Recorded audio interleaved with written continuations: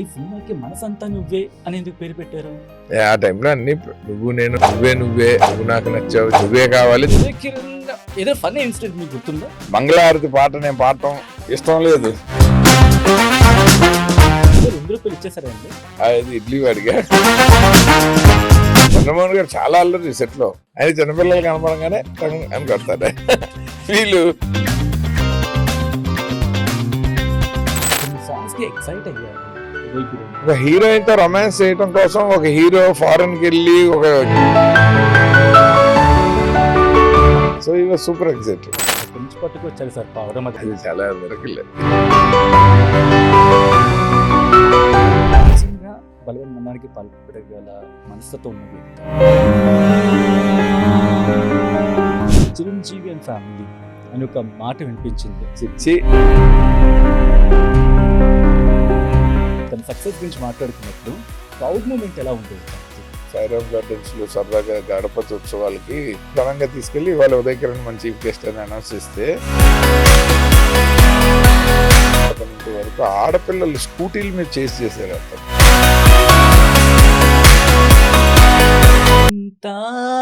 నువ్వే నా మనసంతా నువ్వే.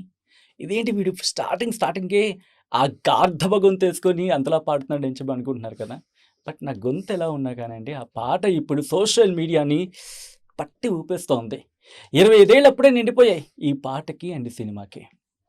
నమ్మగలమా? నేను ఎప్పుడో చిన్నప్పుడు చూసి అయినా గుర్తుంది, ఇప్పటికో 2-3 సార్లు చూస్తుంటా సినిమాని. ఇందుకే ఆ సినిమా అంటే అంత ఇష్టం. చిన్నపిల్లలైనా పెద్దవాళ్ళైనా అక్కడిని చేర్చేసుకుంటారు. తూనిగా పాడుకుంటారు, కిటకిట తలుపులని చెప్పి పాడుకుంటారు. అసలు ఏ పాట ఏ ఏజ్ వాళ్ళు పాడుకునే దాంట్లో ఉంది చెప్పండి?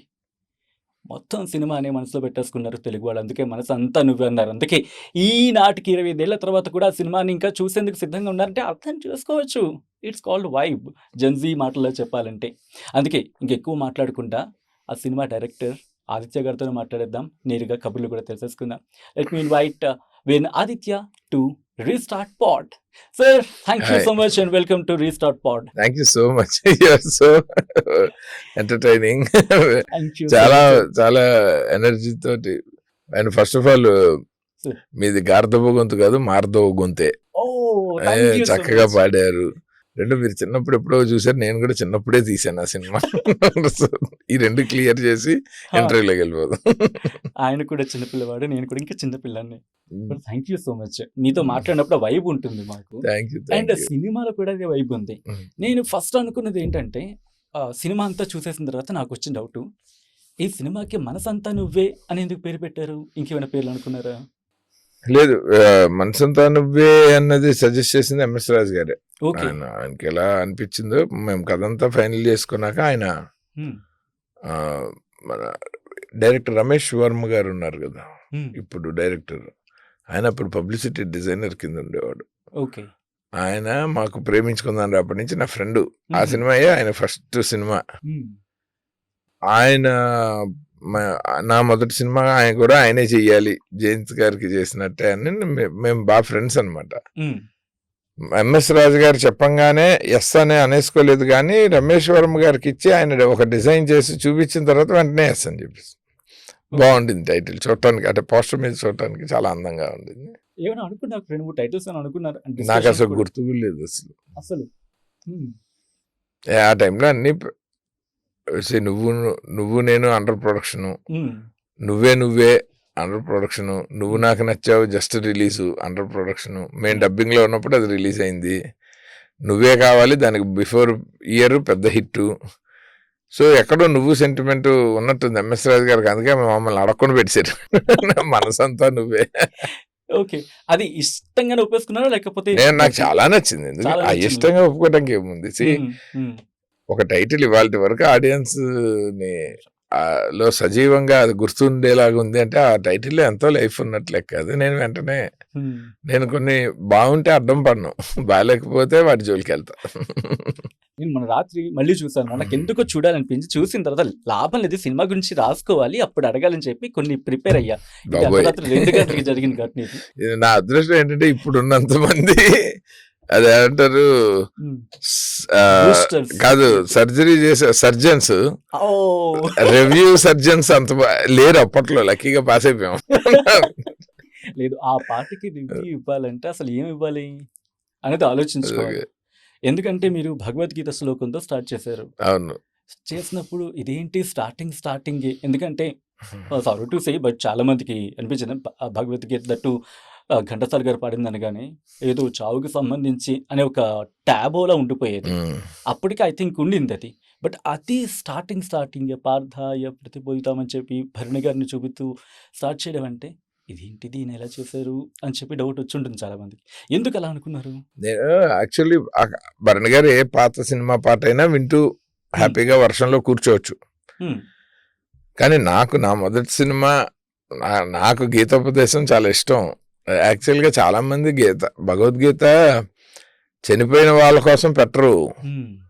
మన ఇంట్లో ఒక విషాదం జరిగినప్పుడు బతుకున్న వాళ్ళని కర్తవ్యోన్ముఖుల్ని చేయటం కోసం పెడతారు. అది సొసైటీకి చాలా మంది మూర్ఖులకి, అది నేను ఎన్నిసార్లు చెప్తాను, అది హ్మ్. చనిపోయిన వాడు వినడు కదా, వినరు. Common sense. అవును అవును. వాళ్ళ కోసం టేప్ రికార్డర్లో ప్లే చేయరు. ఆ, ఆ దుఃఖంలో ఉన్న కుటుంబ సభ్యులు, బంధువులు, ఆత్మీయులు ఉంటారు కదా, ఉమ్, వాళ్ళని ఆ బాధ నుంచి, ఇది సహజమైన ప్రక్రియ, చనిపోయే వాళ్ళు పోతూ ఉంటారు, పుట్టేవాళ్ళు పుడుతూ ఉంటారు, బతుకున్న వాళ్ళందరూ వాళ్ళ కర్తవ్యాన్ని సుఖదుఖాలకు అతీతంగా వాళ్ళు కార్యోన్ముఖులై ఉండాలి అని చెప్పేదే భగవద్గీత.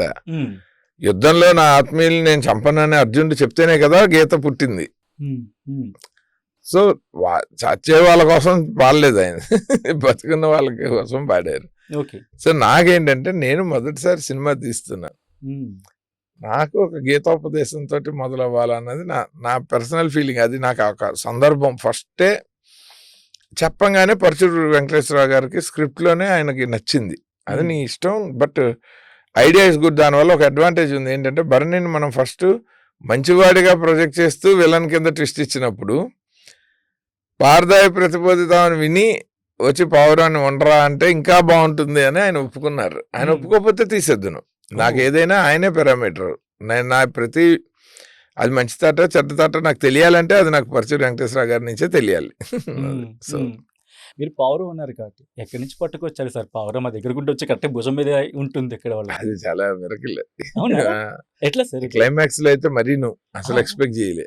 ఓకే. ఎందుకంటే అవుట్డోర్ కొండ మీద వర్షం వస్తుంది, హడావుడిగా మీరు చూస్తే సాంగ్ డ్రెస్ కూడా మార్చకుండా పెట్టి తీసేసాం. ఆ షాట్ పడాలని తీసేసాం. లైట్ పోతుంది. పావురం ఉంటే బాగున్నారు ఎంఎస్ రాజు గారు. ఇప్పుడు ఎక్కడండి సీజీలో చేసుకుందాము, అంత అవసరం అనిపిస్తే ముందైతే షార్ట్ తీసి వెళ్ళిపోదామన్నా, టప్ప వచ్చింది. అసలు విచిత్రం. అది ఫస్ట్ పావురం తీసింది హైదరాబాద్ లో, వాళ్ళు సేవ్ చేయటము, దాన్ని వదిలేయటము, ఇవన్నీ హైదరాబాద్ అరకులోనే గుడిసె సెట్ కూడా, అరకులో గుడిసె సెట్. నేనేది ఆ షాట్ వాళ్ళు దాన్ని ఇలా వదలటం అన్నది హైదరాబాద్ లోనే చేసినట్టు గుర్తు నాకు. ఇప్పుడు సరిగ్గా గుర్తు రావట్లేదు మీరు అడిగితే. అయితే ఆ పౌరం ఈ పౌరం ఒకటి కాదు, ఆబ్వియస్లీ కాదు, అది ఎక్కడి నుంచి ఎగురుకుంటూ వచ్చిందో తెలీదు. క్లైమాక్స్ లో భలే వచ్చింది, ఇట్లా టక్ వచ్చింది. వెంటనే ఉదయ్ షోల్డర్ మీద, రిమర్సియన్ షోల్డర్ మీద వాలింది. అది న్యాచురల్ గా జరిగింది. ఇది మేము ప్లాన్ చేసాం. దాన్ని గ్యాస్ స్టవ్ కట్టేయటము అన్నీ ఉంటాయి కదా, ముళ్ళ కంపలు ఇరుక్కోవటము, చాలా కేర్ఫుల్ గా చేసాం అది. కానీ ప్రతి సీన్ బాగా పండింది అనేది చాలా చిన్న మాట, బట్ ఒక్కొక్క పోర్షన్ని కనెక్ట్ చేసుకుంటూ వెళ్ళింది. ఫస్ట్లో భరణి గారిని చూపించిన తీరు, అక్కడి నుంచి పిల్లల్ని చూపించిన తీరు, అండ్ క్లాక్ చూపించినప్పుడు ఐ వాజ్ అలా ఆగిపోయా ఒక నిమిషం. ఎందుకంటే చిన్నపిల్లలుగా వాళ్ళు ఉన్నప్పుడు వాళ్ళ మధ్య ప్రేమ అంటారా లేకపోతే స్నేహం అంటారా, అది అనుకునే దాన్ని బట్టి వాళ్ళకు ఉంటుంది. బట్ అక్కడ క్లాక్ను ఉపయోగించారు. అట్ ద సేమ్ టైం సిస్టర్ని కామ్ డౌన్ చేసే ప్రయత్నంలో కూడా బండి మీద వెళ్తున్నప్పుడు చూపించారు క్లాక్. అబ్బా, చెప్పకనే చెప్పే ప్రయత్నం. క్లాక్ ఇద్దరికి, అంటే ఇటు హీరోయిన్గా ఉన్న చిన్నపిల్లకి అండ్ వీళ్ళ సిస్టర్కి చిన్నపిల్లగా, ఎట్లా సార్ అది? అదే స్క్రిప్ట్ లో అనుకుని రాసింది అవన్నీ. ఎందుకంటే వన్స్ వాచ్ అన్నది ఒక ఎలిమెంట్ ఆఫ్ ఇంట్రెస్ట్ కింద బిట్వీన్ లవర్స్ పెట్టాలనుకున్నప్పుడు దాన్ని ఒక క్యారెక్టర్ కింద ట్రీట్ చేసాం. అది it becomes a character naturally. అది క్లాక్ కాదు, క్యారెక్టర్. వా సో ఆ క్యారెక్టర్ అయినప్పుడు ఇంకా అది ఎక్కడెక్కడ ఏ సందర్భం, ఇప్పుడు ఒక పాత్ర లైక్ ఉదయ్ కిరణ్ ఎప్పుడు వస్తాడు ఎప్పుడు వెళ్తాడు స్క్రీన్ మీద, రేమాసేన్ ఎప్పుడు వస్తుంది ఎప్పుడు వెళ్తుంది, తనురాయ్ ఎలాగా, సునీల్ ఎలాగా, చంద్రమోహన్ గారు ఎలాగా, అలాగే క్లాక్ ఎలాగా, ఈ సీన్ లో క్లాక్ ఉంటే ఏం డ్రామా వస్తుంది, ఆ పాత్రను ఎక్కడెక్కడ ప్రవేశపెట్టాలన్నది it comes with the script writing అంతే, దానికి ఏం స్పెషల్ ఎక్సర్సైజ్ ఏమి ఉండదు. కానీ క్లాక్ గురించి మాట్లాడుకున్నప్పుడు వీళ్ళ చిన్నప్పటి వరకు ఓకే, పెద్ద అయిన తర్వాత క్లాక్ వస్తున్నప్పుడల్లా మా గుండె ఇలా ఇలా ఇలా ఇలా ఆ మ్యూజిక్ వీళ్ళిద్దరూ వీళ్ళకి ఇంకెదురు పడతారేమో ఆ టెన్స్ సిచ్యువేషన్ ఎలా క్రియేట్ చేశారు సార్? ఏదో మనం బోల్ సినిమాలు చూసాంగా, సినిమాలు చూసి పెరిగాం, ఆ మాత్రం తెలియదేంటి. అది ఎక్కడెక్కడ మనం టెన్షన్ ఫీల్. ఓ యాష్ చోప్రా సినిమాలో షారుఖ్ ఖాన్ వైలిన్ వాయించంగానే కాజల్ తిరిగి టక్టక్గా పరిగెట్టుకుంటూ వస్తుంటే ఉంటది కదా, దిల్వాలే మ్యాండలిన్ వాయిస్తుంటే, విజయ్ దేకాతే జానా, మనం లవ్ స్టోరీలు చూసి పెరిగాం, అది పెద్ద కష్టమే కాదు, అది బానే వచ్చింది. కానీ ఆర్పి పట్నాయక్ గారికి ఇవ్వాల్సిన క్రెడిట్ ఏంటంటే ఆ సౌండ్ ని అంత బాగా డిజైన్ చేశాడు ఆయన, అది ఆయన వాయిస్ లో చేసిన శాంపులర్ ట్యూన్ అది. నేను ఆయన మొన్న వచ్చినప్పుడు ఇక్కడ కూర్చున్నప్పుడు అడిగితే నేనేం పెద్ద కష్టపడలేదండి అంటూ క్రెడిట్ అంతా మీకును ఎంఎస్ రాజు గారికి ఇచ్చేసారు. ఆయన అంటే అదే బేసిక్ గా కొంతమంది ఫస్ట్ క్లాస్ వచ్చే స్టూడెంట్లు ఉంటారు, మనం కష్టపడి కారిడార్ లో కూడా కూర్చుని ఇంకా ఎగ్జామ్ టైం మొదలై 10 నిమిషాలు కూడా గబగబా టెన్షన్ లో చదివేస్తాం మినిమం పాస్ అవటానికి. అప్పుడు ఎవడో ఒకడు సరదాగా కాఫీ తాగుతూ టీ తాగుతూ వీడు ఎలాగూ ఎగ్జామ్ పోతుంది అన్న ఎగ్జామ్ కి వస్తున్నట్టు వచ్చి సడన్ గా క్లాస్ ఫస్ట్ వస్తాడు. ఆర్పి గారు అలాంటి స్టూడెంట్, నేను ఆ కారిడార్ లో గబగబా చదువుతుంటా. మీరు గబగబా చదివినా మొత్తం కొట్టాల్సింది కొడుతూనే ఉన్నారు. ఇంకా అదే లాస్ట్ మినిట్ లో మాత్రం మామిడి కొట్టడమే. రీమా సీన్ ని అంటే మాకేమనిపించింది ఫస్ట్ తనురాయ్ అనుకుంటాను, తనే ఫస్ట్ హీరోయిన్ ఏమో అనిపించింది సినిమా చూస్తున్నప్పుడు. ఆ తర్వాత ఇంకా తినే కంటిన్యూ అవుతున్నప్పుడు కరెక్ట్ గా రీమా సేన్ తీసుకొచ్చారు. కన్ఫ్యూజ్ చేద్దామనా లేకపోతే ఏదైనా ట్విస్ట్ ఇద్దామనా? అదే స్క్రీన్ ప్లే లో చిన్నప్పుడు ఇద్దరు విడిపోయిన తర్వాత సో పెద్ద చూపించేటప్పుడు ఆ అమ్మాయి ఒక సిజ్జు అన్న అతనితో అటాచ్ అయిపోయింది. ఇతని జీవితం ఆ అమ్మాయి జీవితం అనుకుంటున్న వాడి జీవితంలోకి ఇంకో అమ్మాయి వచ్చేసింది. సో ఇక్కడ నుంచి స్క్రీన్ ప్లేని డైవర్సిఫై చేసాం. ఆ అమ్మాయి సిజ్జుని పెళ్లి చేసుకునే దిశగా, ఇతను తనురాయ్తో ప్రేమలో పడే దిశగా మొత్తం సీన్లు అల్లుకుంటూ వెళ్ళాం. ఇంటర్వెల్ వరకు మరి కథ ఇంకేం రన్ చేయాలి, కానీ యాక్చువల్ కథ అంతా సెకండ్ హాఫ్ కాదు. కనెక్టివిటీ ఎలా వచ్చింది? ఎక్కడైనా ఇదేనా రియల్ లైఫ్ లో జరిగిందా అండి? రియల్ లైఫ్ లో జరిగితే సినిమాలు అంటే ఏదో ఒక రిఫరెన్స్ తీసుకుంటూ ఉంటాం కదా, రిఫరెన్స్ ఏం లేదు. ఎక్కడైనా ఆలోచించారే ఇక్కడి నుంచి ఎలా తీసుకెళ్ళాలి అని చెప్పి ఎప్పుడైనా మదన పడ్డారా? ఎందుకు హాయిగా పరిచయ బ్రదర్స్ ఉన్నారు, నాకు టెన్షన్. ఎక్స్పర్ట్ సీనియర్ రైటర్స్ ఉంటే నాకేం టెన్షన్. ఒక్కసారి పరిచయం వెంకటేశ్వర గారు, ఆయన అక్కడ రిమాసేన్తో మాట్లాడుతుంటే క్యాజువల్ గా భలే అనిపించింది ఆ చేంజ్ ఓవర్. బహుశా సినిమాను మలుపు తిప్పిందంటే బహుశా ఆ ఘటన. అండ్ అలాంటి ఘటనలు ఏమైనా ఉన్నాయి ఇఫ్ యూ కెన్ రీకాల్? చాలానే అన్నింటికంటే బాగా టఫెస్ట్ సీన్ టు షూట్, అసలు డెసిషనే ఆన్ పేపరే డెసిషన్ తీసుకోవడానికి బాగా కష్టపడి ఎక్కువ ఫైట్ చేసినవి 2 ఉన్నాయి. ఒకటి ప్రజావేదిక సీను సెకండ్ హాఫ్ లో బిగినింగ్ లో, అదే సిరివెన్నెల సీతారామ శాస్త్రి గారిది.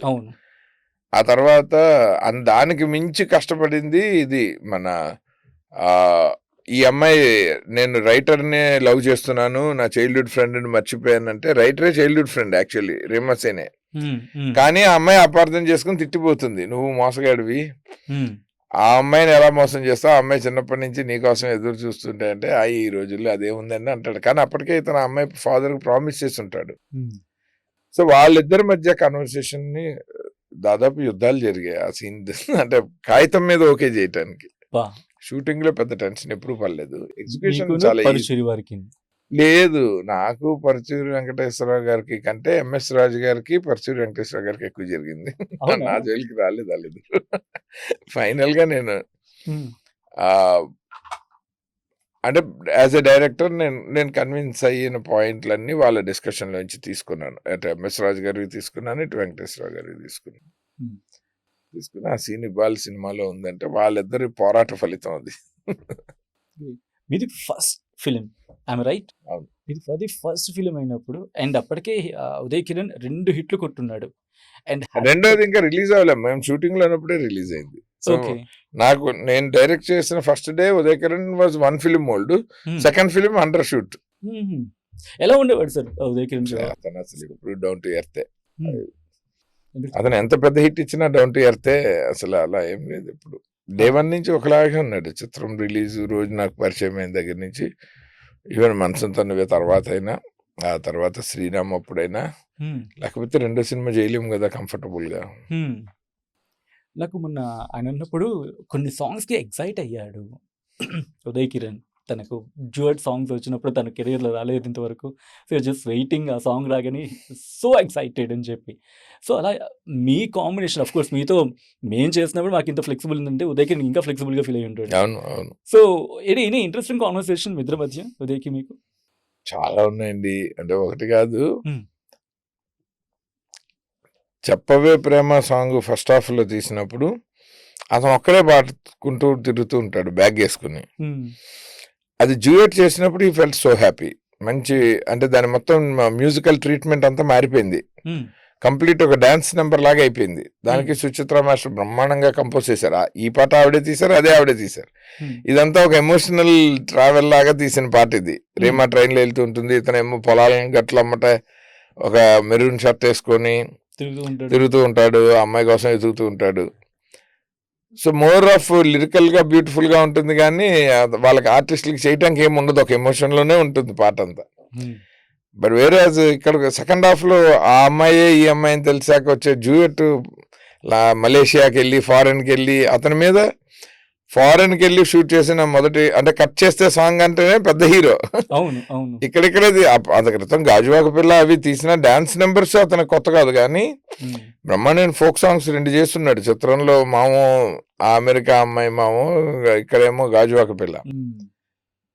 బట్ ఒక హీరోయిన్ తో రొమాన్స్ చేయడం కోసం ఒక హీరో ఫారెన్ కి వెళ్ళి ఒక డ్యూయట్ విత్ డాన్స్ చేశాడంటే ఒక కమర్షియల్ హీరో అప్గ్రేడ్ అది ఆ అవును. అవును. ఇండస్ట్రీలో. కానీ ఆ! అది ఫస్ట్ టైం అనువే. సో ఈ వాజ్ సూపర్ ఎక్సైటెడ్ అనమాట. హ్మ్. రొమాంటిక్ సీన్స్ వచ్చినప్పుడు ఉదయ్ కాస్త ఇబ్బంది పడేవాడు అని చెప్పి ఎక్కడో విన్నాను నేను. Is it so? అంటే చాలా ప్రొఫెషనల్ గానే అంటే అంత హ్మ్. బేసిక్ గా అలాంటిది ఏమన్నా అంటే తేజ గారు బెటర్ గా చెప్తారు. ఆయన చాలా బోల్డ్ రొమాన్స్ తీశారు అది చిత్రంలో. హ్మ్. నేను అంత తీయలే. నేను చాలా సెన్సిబుల్ రొమాన్స్ తీసా. అవును. అందుకని ఆర్టిస్టులు ఇబ్బంది పడింది ఏమి లేదు. నేనేమి ఇల్లు డైరెక్ట్ లిప్ లాక్ చేసి అమ్మాయిని గోడకేసి నొక్కి ఇట్లాంటివి ఏం చేయలేదు కదా. సో నేను మామూలుగానే సూదింగ్‌గా ఉండింది. రియాక్షన్స్ మీద మ్యూజికల్ గా ఐస్ లో ఎక్కువ అడ్మిరేషన్ కనబడేటట్టు. సో నా కైండ్ ఆఫ్ నా టోన్ ఆఫ్ రొమాన్స్ కి అతనికి ఏం పెద్ద ఇబ్బంది లేదు, ఎందుకంటే హ్మ్. అప్పటికే ఏకాంత వేళ పాట చేసేసి చిత్రంలో. సో ఆ! దానికి ఏమైనా ఇబ్బంది పడ్డాడేమో నాకు తెలియదు. ఓకే. నాకొక క్లారిటీ అడిగే ప్రయత్నం చేస్తాను. ఎందుకంటే 'చెప్పవే ప్రేమ' అండ్ క్లైమాక్స్ ఎక్కడో నాకు కనెక్టివిటీ అనిపిస్తుంది sir. Is it so?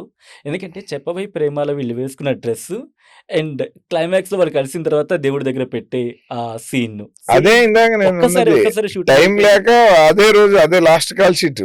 Okay. వర్షం వస్తుంది, ఆ! 5 గంటలకల్లా సన్ను దిగిపోతుంది, 6కో 6:30కో వైజాగ్ వచ్చి అక్కడ నైట్ ట్రైన్ హైదరాబాద్ కి. ఓకే. సో ఇన్ని టెన్షన్స్ మధ్య అండ్ ఆ తర్వాత రేమాసేన్ డేట్లు అసలు ఇంకా లేవు, ఓహ్! ఎక్సెప్ట్ ఫర్ ఇక్కడ హైదరాబాద్ లో తీసే క్లైమాక్స్ ఒక 2-3 రోజులు తప్ప, పెళ్లి హ్మ్. హాస్పిటల్ తప్ప. హ్మ్. సో అంత టైట్ గా అమ్మాయి 6 రోజుల్లో మళ్ళీ నేను అరకు ట్రావెల్ చేసి తీయలేను. సో హ్మ్. అప్పటికి అరకు పోర్షన్ మొత్తం అయిపోయింది ఆ అమ్మాయిది. ఓకే. ఈ ఒక్క షాట్ కోసం మళ్ళీ రాలేను, ఆ బడ్జెట్ వర్కౌట్ కాదు. హ్మ్. సో ఇన్ని కాంప్లికేషన్స్ లో నేను ఆ టెంపుల్ దగ్గర ఇంకా డ్రెస్ చేంజ్ చేయడానికి టైం లేదు నాకు. ఆ ఆ! పాట షూట్ చేసిన ఆ లాస్ట్ షాట్, ఈ ఈ షాట్ ఒకటి తీసి వచ్చేసా. ఇది కూడా మేము వైజాగ్ వస్తుంటే దారిలో ఉంటుంది ఈ వ్యాలీ. హ్మ్. హ్మ్. అవును. వస్తూ ఆగి అక్కడికక్కడ అనుకుని తీసేసి వచ్చేసాం అంతే. రోడ్డు పక్కన ఆగి తీసి వచ్చేసాం ఆ టెంపుల్. ఏదో సరదాగా షూటింగ్ అయిపోయిందయితే. అంతే అప్పుడు ఆ! 'పావురం' సరదాగా వాలింది. 'తూనిగ' ఎలా వాలింది సార్ సరదాగా? తునీగా అసలు అక్కడ వాళ్ళిన సినిమాలో లేదుగా. నాకనిపించింది. నాకనిపించింది. ఎక్కడో 'తూనిగ తూనీగ తూనిగ' పాటలో. పాటలో ఉంది. పాటలో బాగా వినపడింది, కానీ ఆ! సినిమాలో జస్ట్ ఒక షాట్ ఉంటుంది అంతే. అది క్యాజువల్ గా పొలాల్లో తీస్తున్నప్పుడు ఓకే. స్టాక్ షాట్ లాగా తీసుకున్న బీరోల్ అంటాం కదా ఆ! కెమెరాలో, అంతే. ఓకే. పిల్లల్నిద్దరిని మేనేజ్ చేసారా సార్? ఏమైనా కష్టాలు పడ్డారా? పిల్లలు ఆల్రెడీ అసలు ఆ మొత్తం యూనిట్ లో సీనియర్ మోస్ట్ చంద్రమోహన్ గారి తర్వాత హ్మ్. ఎక్కువ సినిమాలు చేసిన వాళ్ళు వాళ్ళే. 55 సినిమాలు ఓల్డ్ ఆ కుర్రాడు అప్పటికే. ఆనంద్ వరం. ఆనంద్ వర్ధన్, పిబి శ్రీనివాస్ గారు మనవడు. హ్మ్. హ్మ్. సో వాళ్ళకి మనం ఏం చెప్పక్కర్లే, హ్మ్. సీన్ ఇలా ఎక్స్ప్లెయిన్ చేసి పొద్దున్నే హ్మ్. వాళ్ళతో వాళ్ళే అంటే వదిలేస్తే డైరెక్షన్ కూడా చేసేంత ఎనర్జెటిక్. సుహాని అప్పటికే చాలా పెద్ద సినిమాలు చేసింది. హ్మ్. వాళ్ళందరూ పెద్ద స్టార్లతో పనిచేసి వాళ్ళ అసలు షూటింగ్ అంటే జుజుబి. అవునా? మాకే కొత్త టెన్షన్, కానీ వాళ్ళు అసలు వాళ్ళ కుర్రాళ్ళు మాతో చాలా సరదాగా ఆడుకుంటూ తీసి. ఓకే. సార్ రూ. 8 ఇచ్చేసారా అండి? రూ. 8 అది ఇడ్లీ వాడిగా. నేను నాకు నేను కొనలే ఇక ఉదయ్ కిరణ్. యాక్చువల్లీ నాకు ఆ రూ. 8 ఎప్పుడైతే మీరు ఇవ్వలేదో నాకు డౌట్ వచ్చింది. మనసంతా నువ్వే 2 లేకపోతే సీక్వెల్ ఏదో ఉంటుందంటారు కదా! ఐ డోంట్ నో అంత ఎగ్జాక్ట్ లాంగ్వేజ్. అవును. మనసంతా నువ్వే 2 ఏమైనా ఉందా అండి? ఇప్పుడు లేదు, ఉదయ్ కిరణ్ లేడు కాబట్టి లేదు. అతను ఉంటే డెఫినెట్ గా ఉండుండే. పోనీ ఏమైనా రీమేక్ లాంటిది మళ్ళీ ఏమైనా? ఇంకో ఏ లవ్ స్టోరీ చేసినా నన్ను అది మనసంతా నువ్వే సీక్వెల్ లాగా ఉందని అంటారు. ఎందుకంటే వన్స్ అది ఒక స్టాండర్డ్ సెట్ అయిపోయింది కాబట్టి. హ్మ్. బట్ మనసంతా నువ్వే 2 అనే చేయాలంటే నాకు దీని రెస్పెక్ట్ దీనికి ఉంచేయటం బెటర్ అని ఇప్పుడు, because of him. Okay.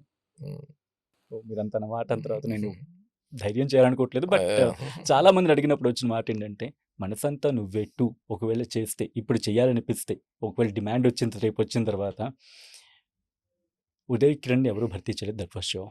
But ఇప్పుడున్న వాళ్ళలో ఎవరిని చూస్ చేసుకుంటారు ఒకవేళ చేసుకోవాలంటే? ఇప్పుడు చేస్తే హీరో చాలా డైనమిక్ గా ఉండాలి. బిహేవియర్ అన్ని కొంచెం సాబర్ గా ఇంట్రావర్ట్ లాగా ఉండటానికి అవ్వదు. హ్మ్. సో అలాంటి ఒక లవ్ స్టోరీ ఇప్పుడు రాయాలంటే ఈ జనరేషన్ కి నేను I go with Siddhu Jonnalagadda or Kiran Abbavaram. Oh! Okay. They suit this role very well. Oh!